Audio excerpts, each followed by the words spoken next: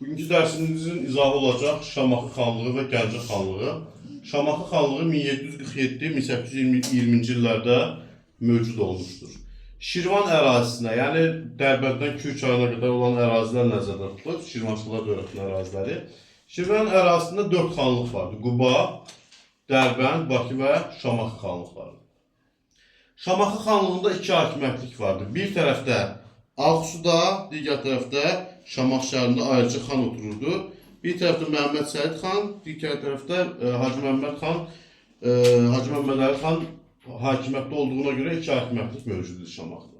2 hakimiyyətlik 1763-cü ildə son qoyuldu. Məhəmməd Səid xan tərəfindən vahid bir Şamaxı xanlığı yarandı.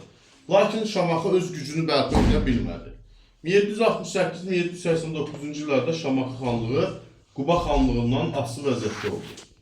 Mir Mustafa xanın dövründə Qacarlara, 1805-ci ildə isə Rusiyaya tabi oldu və 1820-ci ildə Ruslar tərəfindən ləğv edilərək əyalətə çevrildi.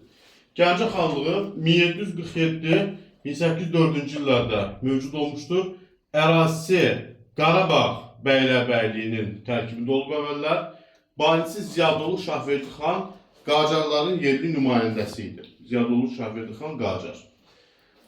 Gəncə xanlığı Qarabağ və Osmanlı dövlətlərlə dostluq münasibətləri saxlayırdı. 1752-ci ildə Qızılqaya xəyanətində iştirak etmişdi və yenə 1752-ci ildə Osmanlı dövlətinə elçilər göndərmişdi. Gəncə xanlığı 1780-83-cü illərdə Qarabağ və Gürcüstandan asılı vəziyyətə düşdü. 1783-də bu asılılığa son qoyuldu. Cavad xanın hakimiyyəti dövründə isə Qazax və Borçalının birləşdirilməsi siyasəti, yəni azad edilməsi siyasəti edildi. 1804-cü ildə Ruslar tərəfindən işğal edilərək varlığına son qoyuldu.